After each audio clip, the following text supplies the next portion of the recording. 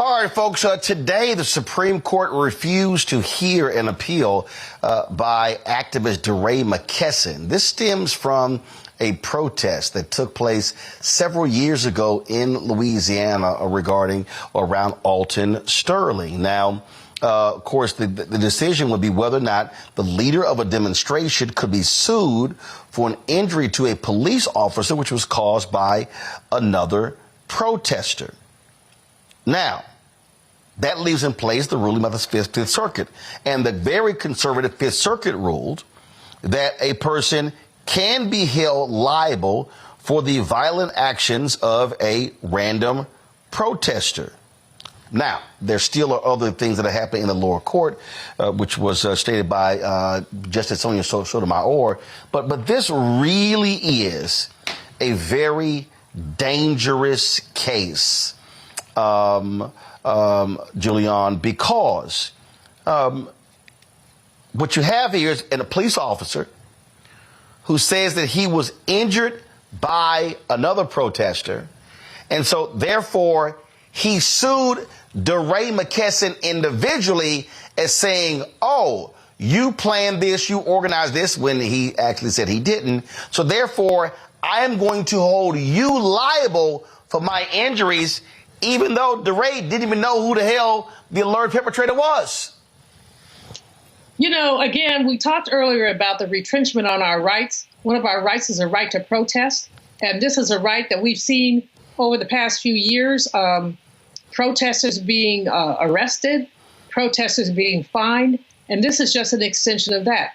There is no way on this Lord's earth that DeRay McKesson should be responsible for anything. But you have these unleashed rabid racists who don't want to, they want us to disappear. They don't want to see people protesting. They don't want to see people out there. So what tools can they use? And what tools can they manufacture to discourage civic engagement? And this is one of them, having to sue the leader of the so-called leader of protest who says he didn't even organize it. But you can just pull this out of basically thin air and say, oh, yeah, he organized it, so I'm going to sue him. No direct connection, no straight line, maybe a dotted line, and not even clearly a dotted line. It's absurd, but again, we're seeing our rights retrenched, and seeing our rights retrenched means this has to motivate us to just fight harder. The Supreme Court, we don't trust anything the Supreme Court does, and we know why. You know, this also shows, folks, Renita, why federal judges matter. For anybody out there who's sitting here going, oh, man, I know you keep bringing this sort of stuff up. This is a federal lawsuit. And so if these judges, if they frankly rule against DeRay, what they're basically saying is, oh, if anybody organizes a protest, you may, or if you simply, or if they even just accuse you of attending one, oh, you could be liable if somebody gets hurt. Right. And so what this will do is have an effect on organizing and have an effect on free speech, because it could make some folks feel that they cannot take the risk of organizing a protest, which is generally open to the public, if they have to take responsibility for whatever happens at that protest. I mean, I do think this is going to be really interesting in the courts, because one thing about it, as they are trying to target and crack down on dissent, and they're trying to target Black people standing up for and saying what we need to have in this country as far as it relates to justice, and many of the issues that we are using our voices for, all of these decisions are still going to be tied to other things that are important to many of the folks who are bringing these lawsuits. So I don't see how you can say that a public protest, which is generally open to the public, the organizer of that is responsible for any and everything that happens, and responsible for people who they didn't even invite who show up to the protest and call and have an issue. They're responsible for that. Well, then how is that different than having a open music concert and maybe in the crowd somebody drinks a little too much and gets into a fight with another person? You're telling me that now Live Action or whoever put on the music event is now responsible for things like that instead of individual responsibility. So I think that, you know, the way that the Supreme Court is moving, where they are moving in ways that are very niche to fit their agenda, are going to have larger ramifications that in the end will bite everybody in the butt. I'm a Congo.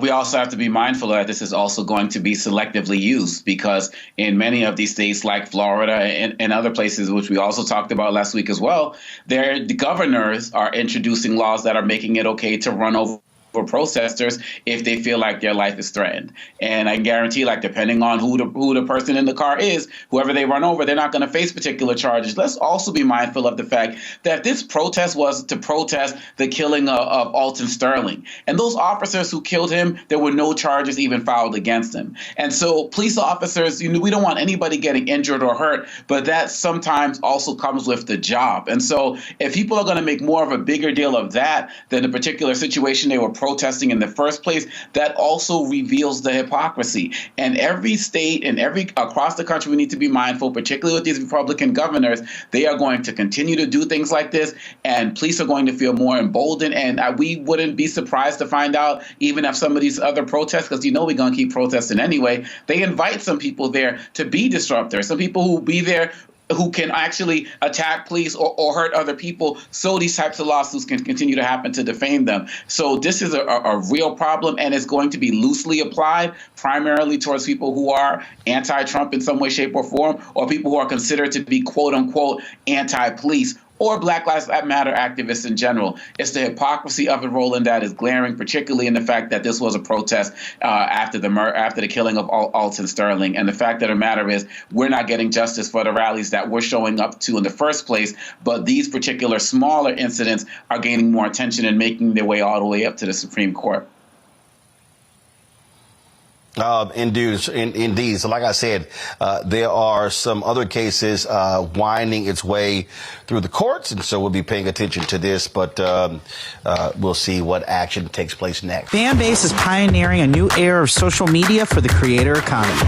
This next generation social media app with over 600,000 users is raising $17 million, and now is your chance to invest. For details on how to invest, visit startengine.com/fanbase or scan the QR code. Another way we're giving you the freedom to be you without limits.